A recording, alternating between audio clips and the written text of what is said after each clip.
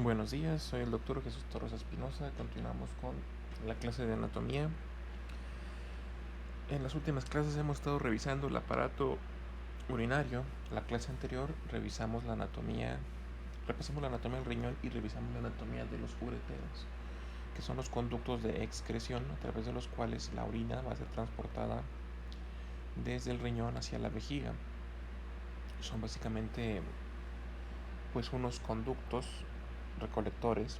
Su función va a ser básicamente nada más esa de transporte. Van a empezar siendo de un diámetro bastante amplio en la pelvis renal y van a irse disminuyendo o estrechando conforme se acercan a la vejiga, teniendo un total de 3 estrechamientos, siendo el más pronunciado cuando llegan al piso de la pelvis para entrar a la vejiga. Al igual que el riñón, recuerden que el riñón derecho siempre está uno más abajo va más abajo que el izquierdo. Por tanto, pues el uréter izquierdo también va a ser más corto que el uréter derecho siempre va a ser más corto que el izquierdo. ¿Sí? Ambos pues desembocan en la vejiga, que es el siguiente órgano de este aparato que vamos a revisar. Esta imagen fue el último que vimos ayer, donde alcanzábamos a ver el recorrido de los dos ureteros desde la pelvis hasta la vejiga aquí abajo en el piso. Cuando digo pelvis me refiero a pelvis renal, van de una pelvis a otra, la pelvis renal a la pelvis ósea, el estrecho superior.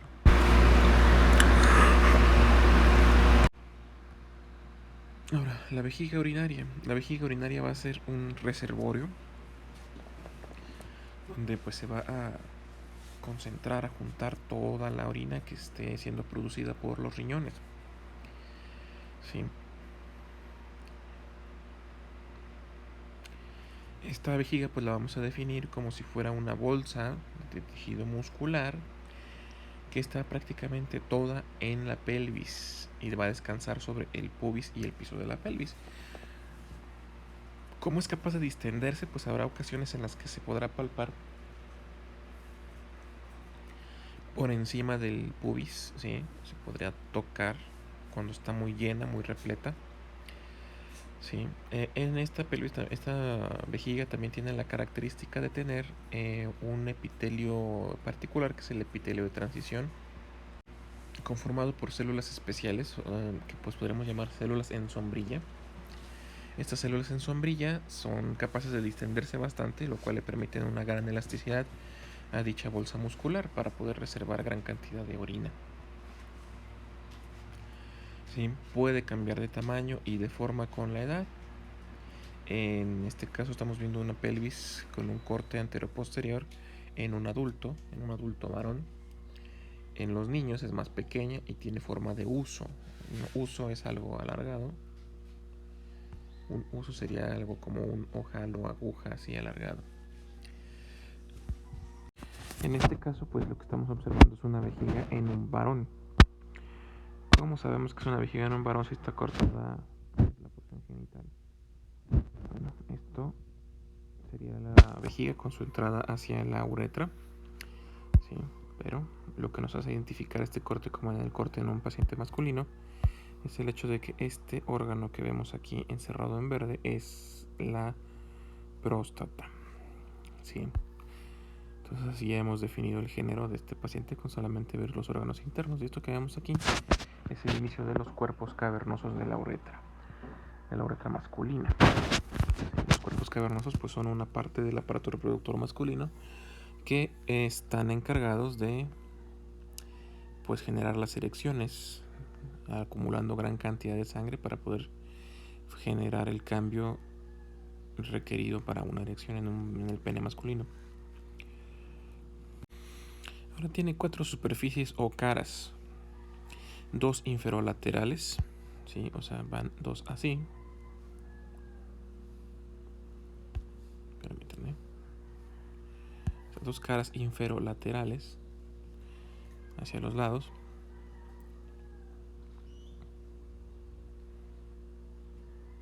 Y una posterior, ¿sí? Y luego tiene una posterior que sería aquí detrás. Y por último tiene una superior en forma de cúpula. Entonces así ya tenemos las 4 caras. Sería más bien como una especie de pirámide triangular que desemboca en la uretra. Sí, las caras inferolaterales se van a unir con el cuello de la vejiga, que ya va a desembocar directamente en la uretra. La uretra pues ya no sirve como desembocadura, ya es lo que va a llevarlo hacia el exterior, la orina. En esta imagen lo que vemos ahora es un corte medial en una paciente femenina, ¿sí? Aquí lo identificamos inmediatamente porque lo que vemos, esto es el útero, esto es el canal vaginal, y lo que nos interesa, lo que estamos revisando ahorita, es esto, es la vejiga. ¿Sí? Y la uretra está en azul, aquí, esto pequeñito. Esta tiene muchos menos accidentes, es muy simple la uretra en el caso de la mujer. Sí, por pura anatomía nos damos cuenta de por qué es de que las mujeres embarazadas pues van a estar miccionando con mayor continuidad.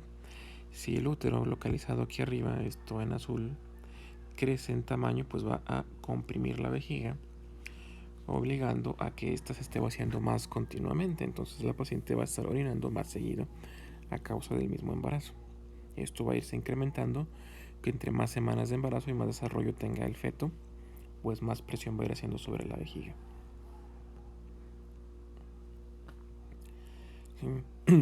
El cuello de la vejiga es ya como una especie de embudo que va a ya comunicar directamente la vejiga con la uretra, y está fijo al piso pélvico a través de una especie de diafragma muscular. ¿Sí? Se va a continuar en el hombre con la próstata, ¿sí? Aunque existe un pequeño surco que separa ambos, ¿sí? Tanto próstata como vejiga. Y obviamente pues en la mujer pues no hay próstata, entonces va a salir directamente ya a uretra sin ningún problema. Volvemos a esta imagen, este corte anteroposterior, donde lo que nos damos cuenta es de que los orificios por donde entran los ureteros están en las caras inferolaterales. Estos son los orificios por donde entran los ureteros para para drenar la orina hacia aquí.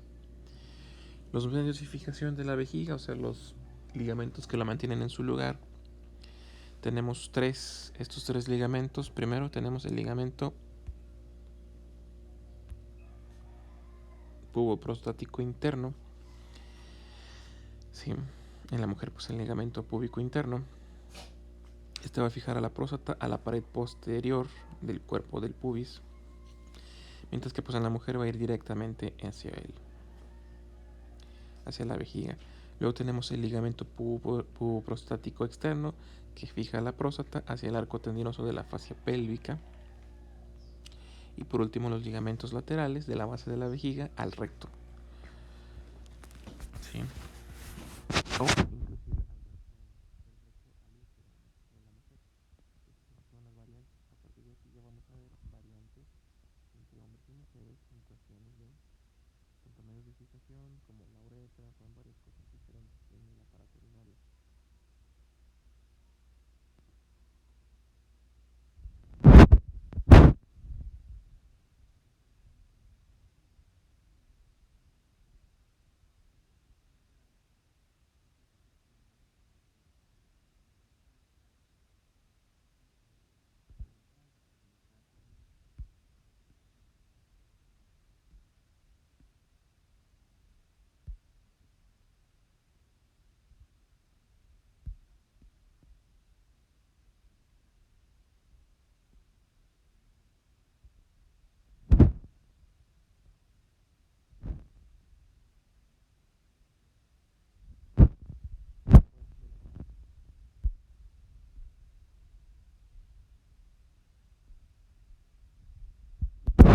Ya empecé a ver aquí algunas fibrillas musculares para la mucosa. La capa número 3 es la muscular, donde ya tenemos el músculo detrusor, que es el encargado de vaciar la vejiga. ¿Sí? En la capa submucosa es donde tenemos receptores de presión para saber qué tan distendida está la vejiga, y entre más distendida esté, más le va a mandar la señal al cerebro para que éste nos dé la necesidad de miccionar. Y por último, pues una capa serosa, que es la que nos mantiene envuelta a la vejiga y a la cual van a estar fijos los, los ligamentos de sujeción, los que la van a mantener en su lugar.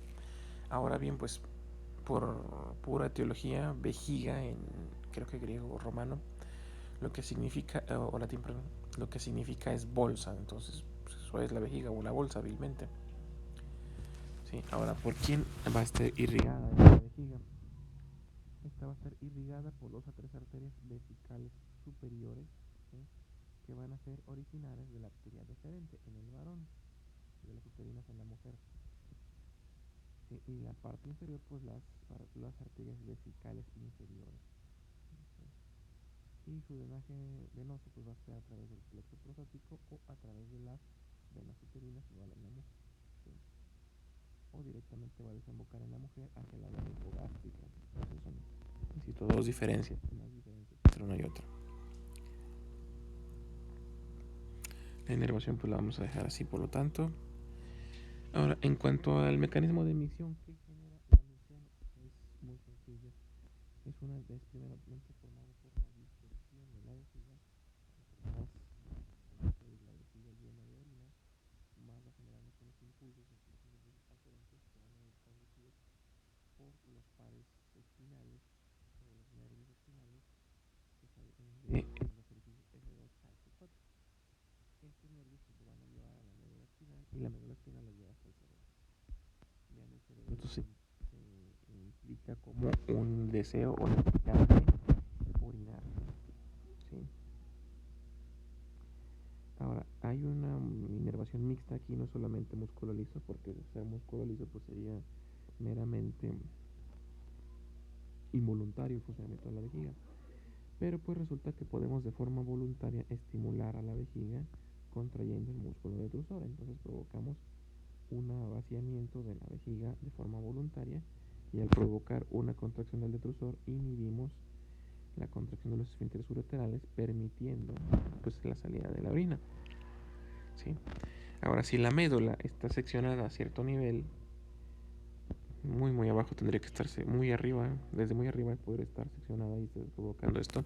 En los pacientes parapléjicos, pues no hay reflejo de emisión, entonces no pueden, pues van a estar orinando de forma espontánea continuamente.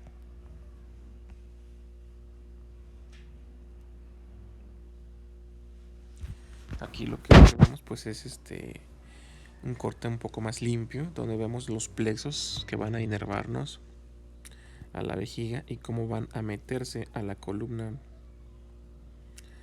vertebral pues para entrar a tener contacto ya con la médula y subir directamente al cerebro a llevar los estímulos. Sí. Por último pues nos queda hablar un poco de la uretra, que va a ser un conducto fibromuscular que va a servir para dar paso a la orina hacia el exterior. Tenemos dos, la masculina y la femenina. La femenina es muy corta y ancha, en ese caso algunos cuantos centímetros, ¿sí?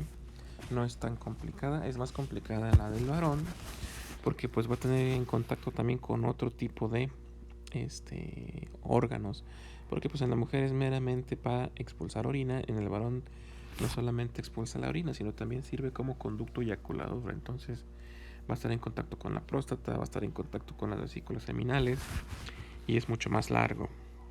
Va a medir aproximadamente 20 centímetros, esto pues va a variar de un individuo a otro.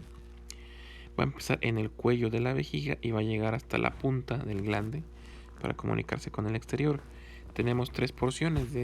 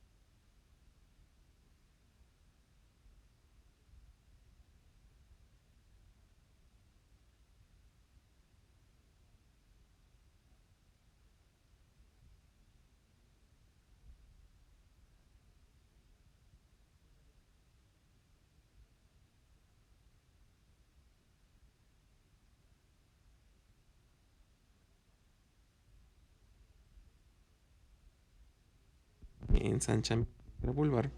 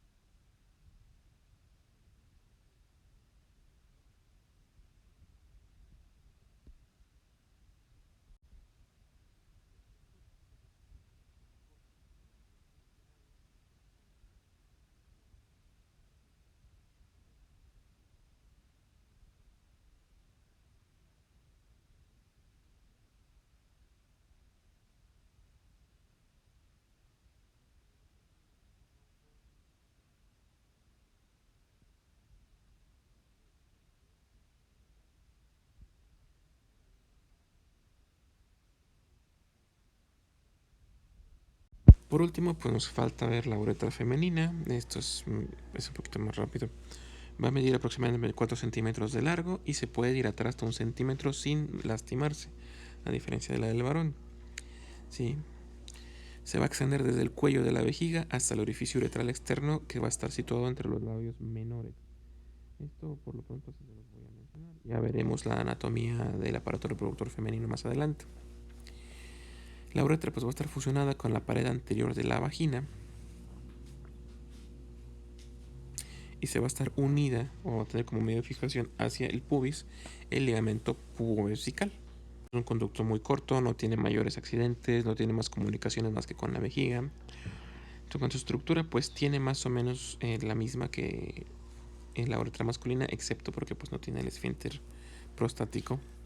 Entonces tiene una membrana mucosa que contiene glándulas uretrales pequeñas y una capa muscular donde hay fibras del músculo detrusor, una pequeña porción. ¿Sí? Y en la porción inferior de la uretra no hay capa muscular, entonces ya sale completamente la orina como tal. ¿Sí? Con esto estaríamos terminando el aparato urinario.